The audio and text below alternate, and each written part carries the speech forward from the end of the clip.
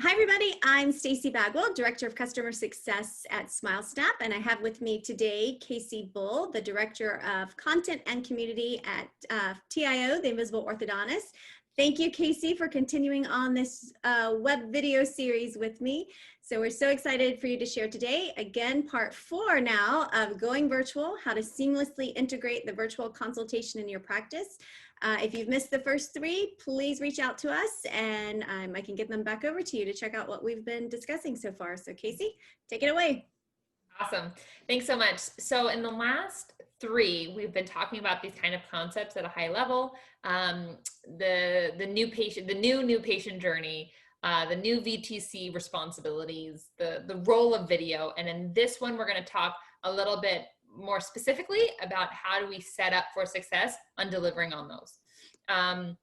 So number 1 is the frequency of communication. And I know I said, every 2 days is usually a good default to know, because 1 day is like, give me some time to actually do that. 2 days feels about right. Ultimately, you're going to have more touch points. This example that I've written down is actually if it's best case scenario. So it's a great example to show you, like, you really are going to have more touch points. So let's say that they filled in a form online requesting a free consultation. Well, you're going to call them and you're going to ask them, hey, can you submit some photos in our SmileSnap widget? Then you're going to email them or text them and say, thanks so much, we got your photos. Then you're going to call them and say, hey, Stacey, docs reviewed your photos. I'm so excited. We did confirm you're a great Invisalign candidate. I'm going to send you all the details now. Okay. You're in front of the computer. Wonderful. Look out for it. Then you're going to send them the treatment options.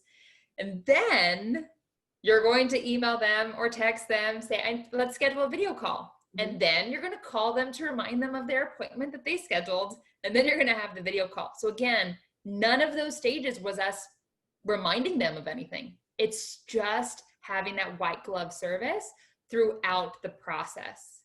Now imagine if you have to follow up on any of that. You can see how this can become a lot. And this is where you need to have a system in place to keep track of when you're following up, for who, and keep some consistency. One of the things that we do with TIO practices, TIO members, is we have kind of set protocols. And so we can figure out kind of the secret sauce in a practices area of, okay, 3 follow-ups is too much because we haven't, had a single person come in for maybe or schedule the video call at that 3rd point. So we're going to have that from that 3rd point on is going to be automated through email. You only need to spend time on touch point 1 and 2. So you can't make those decisions unless you have some consistency. So make sure that with your communication, you're understanding that it's more frequent and you put in a set process in place that you guys can execute consistently. And the system's so important too, because again, there's a lot of steps, but each of them have a reason and a connection that you're making to the patient. So you don't have to stress about if you forgot somebody or forgot a follow-up or the next call or email, because of the fact that you can just follow your system along. So systems are so important in keeping your virtual consults organized. Yes. Well, I can't even imagine trying to do this like analog. It would be so much time and analyzing and less time doing. You want 100% of your time doing because the system is analyzing for you. Absolutely. So the emphasis on a VTC is actually not so much on like converting and using the perfect script and having a perfect 1-hour consultation. It actually has more of an emphasis on nurturing, because there's so many stages. You have to really have that concierge intention and the white glove service feel to get them through each stage, because they can drop off, and you need to be prompt and attentive. Remember, this isn't chasing. You're being attentive because they asked for this. I'm bringing this slide back up because I think we went over it in session 1, but the new VTC responsibilities include tracking those statuses, right? Where are they in each stage? What follow-up needs to be done when? And having a system or process or tool in place to do that email marketing. And when I say email marketing, you don't want to be having to send those manually. It should be automated. Otherwise, you're going to be spending so much time following up and no time actually executing video calls or consultations. So you need to have a system in place for this. We, in SmileSnap, we have a tool in the messaging, an autoresponder tool, which is really cool because if you did an email campaign, then you're assigned an SMS number within SmileSnap. So if you were doing a fall campaign for fall Invisalign special, you could have, as you send it out, text fall smile to this number. And when you text it to them, then we could set up within SmileSnap a link to, someone from our office will be calling you, or, click here to schedule your consultation. So there's a lot of ways to use it. And I think autoresponders are an underutilized tool that can go a long way. Oh my gosh, sounds fantastic. Absolutely. If you have access to a tool already, use it. Use it, absolutely. Anything like this is going to help alleviate some of the administrative tasks from the VTC, because as you can see, it could be a lot if you don't have the process in place. Remember, I love processes, I love systems. If you don't have the process in place, it would be a lot of administrative tasks, and it doesn't have to be, because much of this can be automated. Now let's talk about the tools that you need. So outside of a tool like SmileSnap to deliver email marketing or the actual virtual consult widget, you need a webcam. Now, you can use a webcam that's possibly already built into your computer or laptop. There are some really fabulous webcams out there that are pretty cheap. You can also actually connect an SLR camera to a computer and use that. So there's lots of options.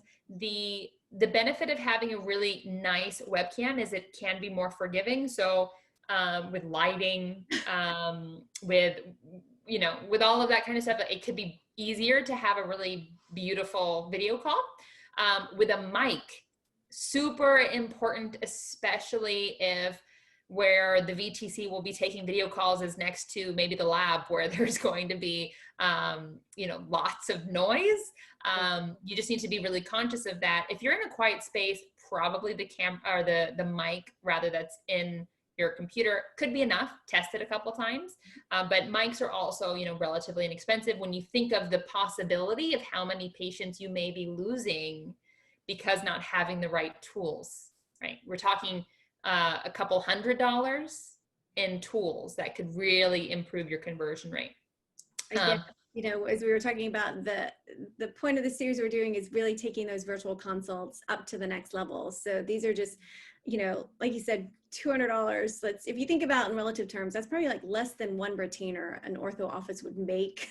And you've taken all of your virtual consultations, all of your new patients up to, another level. So it's really important to make that, or those little investments, they go a long way.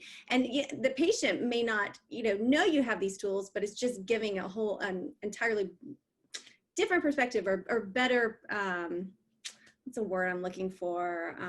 It's a more elevated call. It's going to be the way that you're presenting yourself. They are having to take cues from you as to who you're going to be as an orthodontic provider. And all they have to go off of is your digital marketing experience. What does your website look like? What are your reviews?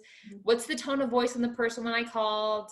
What does the TC look like? Is he or she comfortable? Is she really nurturing? He or she nurturing with me? All of those, that's all that they have to go off of. And if they're having trouble hearing you, you have technical glitches, people interrupting, that's not giving them the best possibility of being able to visualize themselves as, wow, I really want to be treated there. So these things just help to marry your in-office experience with your digital experience. Definitely. All good information, Casey. And then a ring light. I have one here. Let me turn it off for you. So that's the difference. You can still see me. It's right. Not bad. But when I have it on, you're focused on me, hopefully. we're talking, you're not thinking like, oh, I can't really see something, or you're not making any judgments. It's just clear Casey, right. And that's what you want, because you just want them to focus on you and building that personal connection. Mm-hmm. And then the option is a green screen. So I chose just a white wall because I don't want distractions. if you have that opportunity, or even just a simple where there's not people walking around, is great. But you may want to opt for a green screen if you know there's going to be a lot of traffic, constant traffic, because again, you just want to eliminate the distractions. Right.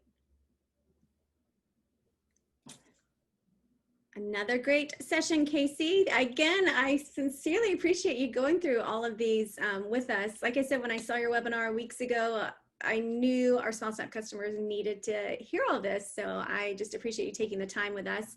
If you have any questions for Casey, there is her contact information, casey@theinvisibleortho.com, or please feel free to reach out to me, Stacey@smilesnap.com, and look forward to the next session with you guys. Bye, everybody. Absolutely. Thanks.